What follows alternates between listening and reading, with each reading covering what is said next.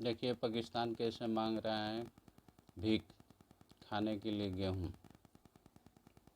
तो आइए खान सर के वीडियो में देखिए। जय हिंद। देखिए, भारत के गेहूं निर्यात पे बैन लगाने और रूस के अमेरिका को दिए गए प्रस्ताव जिसे अमेरिका ने ठुकरा दिया, इस पे पूरी दुनिया में काफ़ी ज़्यादा इसका असर पड़ने वाला है। देखिए, एक्चुअली क्या है कि रूस के राष्ट्रपति व्लादिमीर पुतिन ने इन्होंने एक अमेरिका से एक प्रस्ताव रखा कि देखिए, रूस भी बहुत बड़ा गेहूं का उत्पादक है, यूक्रेन भी बहुत बड़ा गेहूं का उत्पादक है, तो दोनों युद्ध में लगे हुए हैं। रूस पर तो बैन लगा हुआ है कि एक्सपोर्ट कर ही नहीं सकता है, और यूक्रेन के पास बहुत ज़्यादा मात्रा में अभी क्या है, गेहूं है, लेकिन इसके निचले बंदरगाह पे पूरी तरह रूस का कब्जा है। तो रूस ने यही कहा था कि हमारे ऊपर से कुछ बैन हटा दो ताकि हमारी भी अर्थव्यवस्था चल सके और यूक्रेन बाकी पूरी दुनिया को गेहूं का निर्यात कर सके। तो इसके लिए अमेरिका को यह प्रस्ताव मान लेना चाहिए, एकदम नॉर्मल सा था, अमेरिका ने इसे ठुकरा दिया। अब गेहूं का निर्यात ना रूस कर पा रहा है, ना भारत कर, ना ही यूक्रेन कर पा रहा है, जिससे काफी ज्यादा समस्या आ रही है। इन दोनों देशों के पास इतना ज्यादा मात्रा में गेहूं आता कैसे? तो समझिए, इन दोनों ये जो लड़ाई दो के देश चलते हैं, बैन लग इनके गया। गेहूं को जब से बैन लग गया लड़ाई की वजह से, तो गेहूं का रेट 33% बढ़ गया रूस इंटरनेशनल मार्केट में।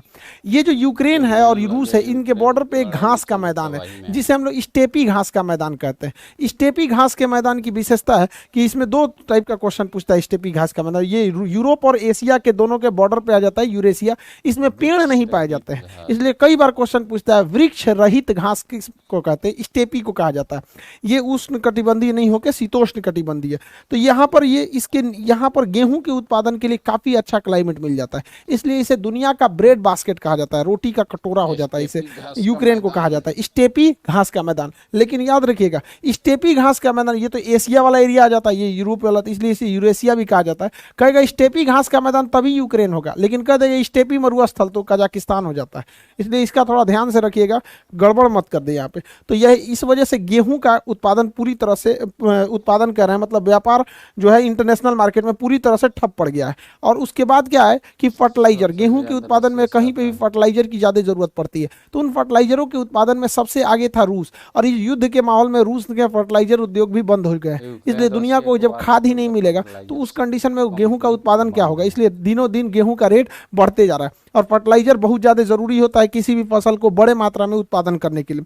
अब इसी को देखते हुए भारत ने रूस से तो फर्टिलाइजर भारत खरीद लिया, क्योंकि बाटा सिस्टम यानी विनिमय सिस्टम के तहत रूस को हम सामान के बदले में पैसा नहीं, बल्कि कुछ सामान रूस हमें दे रहा है और हम लोग कुछ सामान रूस को दे रहे हैं। तो बाटा सिस्टम के वर्ल्ड्स तहत हम लोग तो व्यापार कर फर्स्ट सकते नेमो हैं, लेकिन हमारे वैज्ञानिकों यूरिया ने एक बहुत बेहतरीन काम किया है कि उन्होंने यूरिया से पहले फेरस जो होता है। नीम कोटेड यूरिया था, यूरिया जो होता है सफ़ेद रंग का होता है यूरिया, ये इसे छिड़का जाता है, तो इसका कई ज़्यादा ब्लैकमेल हो जाता था यूरिया का। तो इसमें क्या किया गया, नीम खेत का में वो मिला उपयोग लिया में गया, किया गया कड़वापन, है जिस और वजह से इसका ब्लैकमेल ब्लैकमेल होता नहीं हो रहा पाता था। था, खेत में ही यूज हो पाता था। लेकिन वो ब्लैकमेल बहुत करते ज़्यादा थे। मात्रा में छिड़कना पड़ता था और ये काफ़ी महंगा हो जाता था। ये लगभग राउंड द फिगर ये 400 के आसपास में यूरिया का प्राइस है, लेकिन इंटरनेशनल सब्सिडी मार्केट तो में 400 ये पे आता है। सरकार को पड़ता है बहुत ज़्यादा महंगा यूरिया। लगभग 3,000 से 4,000 के बीच में सरकार खरीद के सब्सिडी देके किसानों को देती है यूरिया का भारत में। तो इसका इफको नामक संस्था जो है भारत में खाद्य उत्पादन यही इसी के नैनो कंट्रोल में यूरिया। रहता है। इसने एक इसको नए नैनो टाइप का यूरिया यूरिया। बनाया है, दुनिया में पहली बार nano urea. Nano urea particle जबरदस्त इसलिए है क्योंकि ये महज यानी 27 कट्ठा। आधा लीटर से 1 एकड़ जमीन में इसके 250 यूरिया का रुपये छिड़काव प्रति किया जा एकड़ सकता है। है। और आधा लीटर 250 रुपया खर्च आएगा, 250 में 1 एकड़ किया जा सकता है, यानी जहां 50 बोरा लगता था वहां आधा लीटर लगेगा। अब इससे क्या है कि अब जब आधा लीटर ही खरीदना है तो महंगाई ज्यादा मायने नहीं रखती है, जब क्वांटिटी ज्यादा खरीदना है तब ना आदमी महंगा खरीदता है। तो हम लोग इसको मतलब आधा लीटर से एक पूरे एकड़ तक स्प्रे हम लोग करना यूरिया का पड़ता है छिड़काव कर सकते हैं। और लिक्विड इसे में। छिड़कना पड़ता है क्योंकि ये लिक्विड फॉर्म में रहेगा। यहाँ पर किसी भी फसल के लिए क्वेश्चन हमेशा याद रखिएगा कि जब खेती करते हैं और उसमें खेती में जब फसल लग जाती है खेती के लिए, तो उसमें नाइट्रोजन, फास्फोरस और पोटेशियम, ये 3 चीजों की जरूरत होती है, जिसमें सबसे ज्यादा नाइट्रोजन 4 गुना होना चाहिए और 2 गुना फास्फोरस और एक हिस्सा उसका पोटेशियम होना चाहिए। NPK, नाइट्रोजन, फास्फोरस और पोटेशियम, ये रेशियो होता है। लेकिन जब बीज बोया जाता है खेती के लिए तो वो अलग हो गया, लेकिन जब बीज बोएंगे तो उसमें भी नाइट्रोजन, फास्फोरस और पोटेशियम चाहिए होता है। तो वहां नाइट्रोजन कम चाहिए होता है और नाइट्रोजन से 2 गुना फास्फोरस चाहिए होता है और फिर एक हिस्सा होना चाहिए पोटेशियम आपका। तो याद रखिएगा, ये क्वेश्चन पूछेगा बीजारोपण के समय सबसे ज्यादा किसकी जरूरत होती है? तो फास्फोरस। फास्फोरस की डीएपी पूर्ति जो बहुत होती है महंगा हो गया है। DAP से होती है, डाई अमोनियम फास्फोट। DAP से फास्फोरस की 1500 या पूर्ति होती है 1600 और रुपये के यहाँ स्टॉक पे नाइट्रोजन की बिकाता पूर्ति है। यूरिया से होती है। 46% यूरिया में नाइट्रोजन होता है। तो खेती के लिए सबसे ज्यादा जरूरी है नाइट्रोजन। ये यूरिया में नाइट्रोजन मिल जाता है। जाता है। और बीज बोते समय सबसे ज्यादा फास्फोरस की जरूरत है, ये तो बहुत महंगा है, लगभग 1500 के आसपास डीएपी का बोरा है। तो भारत के वैज्ञानिकों ने बहुत सराहनीय काम किया है, जिससे कि अभी इस समस्या से हम लोग निजात पा सकेंगे। और इस सब को देखते हुए गेहूं का जो प्राइस बढ़ रहा है, तो भारत सरकार ने प्राइवेट कंपनियों पर बैन लगा दिया है कि अब वो गेहूं का निर्यात विदेशों में नहीं कर सकती। अब किसी भी देश को भारत से गेहूं खरीदना है तो दुकानदार या फिर बिजनेसमैन से नहीं खरीद सकते हैं, गवर्नमेंट टू गवर्नमेंट डील करनी पड़ेगी, तभी गेहूं मिलेगा। ये एक लंबा प्रोसेस हो जाता है। हम फ्रेंडली कंट्री को ही दे सकते हैं, लेकिन अगर व्यापारियों से खरीदना रहता है तो उसमें कोई खास दिक्कत नहीं आता है। अब गेहूं के निर्यात रुक जाने से पूरी दुनिया में इसके प्राइस बढ़ते जा रहे हैं, खास करके अफ्रीका अन्य देशों में, कई देश में जहां पर गेहूं का उत्पादन नहीं होता, जैसे इंडोनेशिया को निर्यात नहीं हो पाएगा, मलेशिया को नहीं हो पाएगा, जिस वजह से वहां पे काफी सारे समस्याएं आ जाएंगी वहां पर। इससे एक लिए आईएमएफ जो है भारत सरकार से भीख मांग रहा है। लिटरली वो क्या कह रहा है कि हम बेग मतलब हम भारत से भीख मांग रहे हैं कि आप गेहूं के निर्यात को जल्दी से जल्दी ओपन कीजिए, ताकि अन्य जगहों पर गेहूं की किल्लत ना हो जाए। क्योंकि जैसे जैसे गेहूं का किल्लत आएगा, इकोनॉमी दूर, अर्थव्यवस्था चौपट होगी, तो लोग आईएमएफ के पास दौड़ेंगे।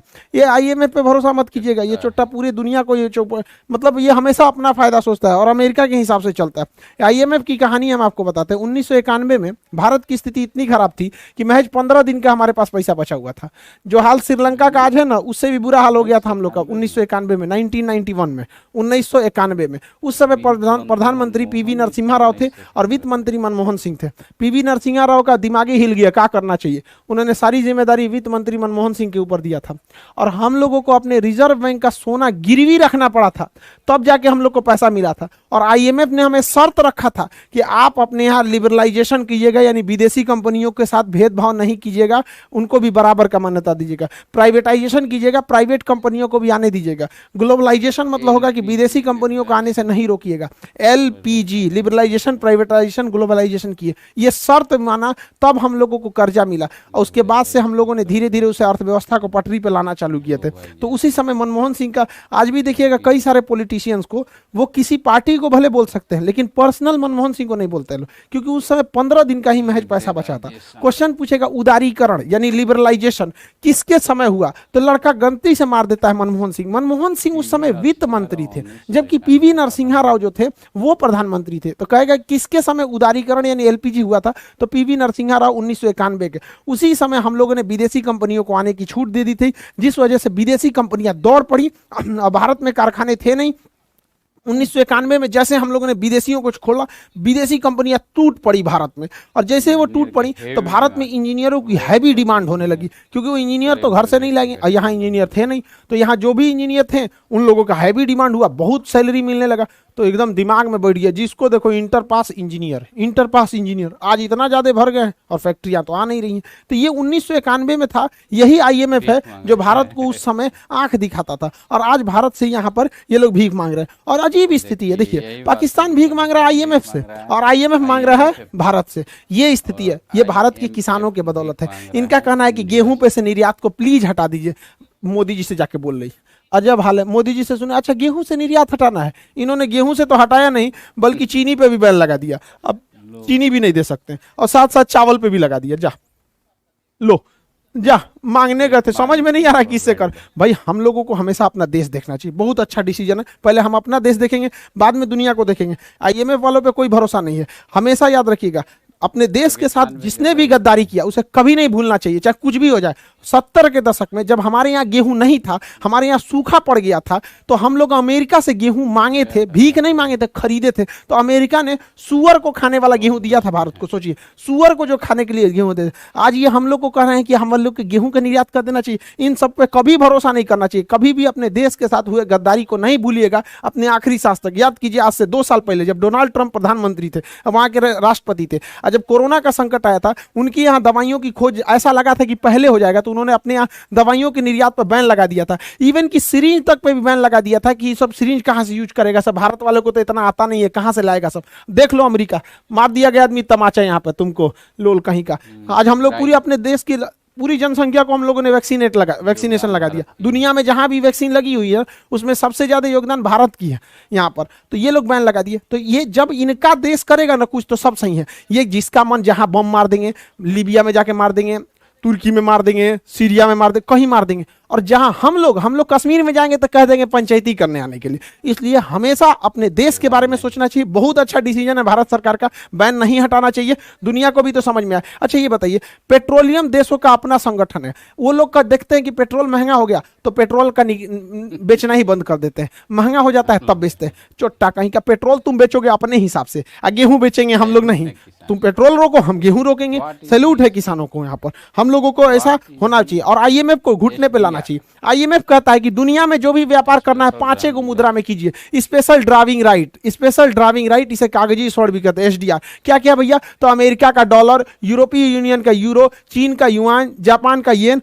और ब्रिटेन का पाउंड स्टर्लिंग, मतलब 5 देश में व्यापार कर सकते हैं हम लोग। हम लोग रुपया में व्यापार नहीं कर पाते। वो किसी देश से अच्छा रिलेशन है, जैसे ईरान से है हम लोग का मित्रवत रिलेशन है, तो ईरान का पेट्रोल का पैसा हम लोग डॉलर में न करके रुपया में कर देते हैं, अमेरिका उस पर भी घुसी आता है। तो भारत सरकार को भी बैन लगा, इस तरह पे प्रेशर लगाना चाहिए कि भैया जब चाइना का शामिल कर दिया तो हम लोग का भी शामिल कर दो, मौका मिलना चाहिए ऐसा, ताकि स्ट्रिक्ट एक्शन लेना चाहिए। आज हमारा देश पूरी दुनिया के सामने एक पावर बन के बैठा है किसानों के बदौलत। सोचिए पूरी दुनिया का, हम भारत की बात नहीं करें, पूरी दुनिया में 35% लोग जो खाना खाते हैं वो भारत के किसानों से जाता है।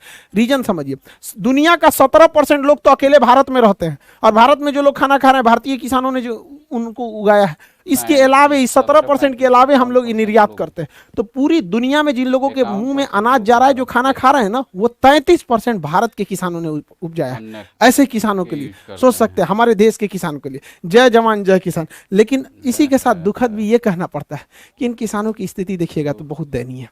इनको कोई नहीं पूछता है, सूखा आए, बाढ़ आए, कोई सामाजिक इन लोग के लिए सुरक्षा नहीं है। अजीब सी स्थिति इन बेचारों के लिए बनी हुई है। देखिएगा गुजरात में, महाराष्ट्र में सूखा की वजह से, हालांकि हर जगह के किसानों की कम वही स्थिति वैसी है, लेकिन चूंकि गुजरात, महाराष्ट्र ये सब के एरिया में सूखा भी ज्यादा पड़ता है, वहाँ किसानों का सुसाइड रेशियो बहुत ज्यादा है। तो सोचिए ये आज आज़ादी के इतने सालों के बाद अगर किसानों के प्रति इस तरह से दुर्दशा है तो ये अच्छी बात नहीं है।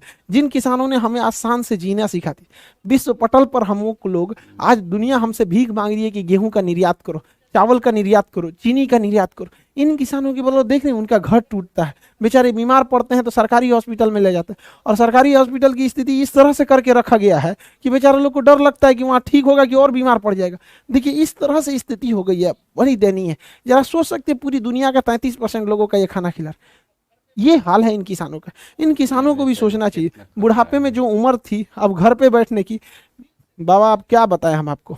यहाँ पे आज उन पूरे किसानों को हम अपने दिल से सैल्यूट करते हैं, सबको चरण स्पर्श करते हैं। आप किसानों का, आप सच्चे देशभक्त हैं इस देश के। आपकी मेहनत का बदौलत है कि आज हम लोग शान से वहां रह सकते हैं। लेकिन गरीबी बेचारों के साथ भेदभाव होता है किसानों के साथ, उनका कोई नहीं लेता है। कहीं बाढ़ में डूब रहे हैं, कहीं सूखा में ले रहे हैं, बेचारा थोड़ा थोड़े पैसे जमाते हैं, पता चला फसल खराब होगी वो भी चलेगी। ये बेचारा छोटा बच्चा को देखिए ना, गुल्लक लगा रहा है यहाँ पे, किस लिए कि भाई कभी इमरजेंसी में काम आएगा, पढ़ाई लिखाई में काम आएगा। टेंशन नहीं लो बाबू, अभी खान सर हैं पढ़ने के लिए, कभी गुल्लक या खेत नहीं बेचना पड़ेगा आपको। जब तक हम हैं पढ़ाई को इतना सस्ता बनाएंगे कि कभी भी पढ़ाई, किसी गरीबी की वजह से किसी की पढ़ाई नहीं छूट सकती यहाँ पर। आई होप आप इस सब चीज़ों को समझे होंगे। यहाँ पर अभी भारत सरकार गन्ने पर क्यों बैन लगा रही है, हालांकि हमारे पास जितना चीनी का जरूरत है उससे ज़्यादा हमारे पास चीनी का उत्पादन होता है और साथ में हमारे पास पहले से रखा हुआ है, फिर भी ऐसा क्यों किया जाता है? क्योंकि पेट्रोल में अब हम लोग ना पूरी तरह से पेट्रोल नहीं मिलाएंगे, हम लोग उसमें एथेनॉल मिला देंगे ताकि पेट्रोल और एथेनॉल मिक्स होकर गाड़ियाँ चलेंगी। तो इसको हम लोग आगे की वीडियो में बताएंगे। आई होप आप इसे समझे होंगे। अगले वीडियो में हम एथेनॉल ब्लेंडिंग समझा देंगे। मिलेंगे नेक्स्ट क्लास में। जय हिंद। नए नए वीडियो देखने के लिए चैनल को सब्सक्राइब, लाइक और कमेंट शेयर करें। सब्सक्राइब करें क्योंकि आप लोग नए नए वीडियो हर रोज़ आपके लिए मिलता रहेगा। जय हिंद।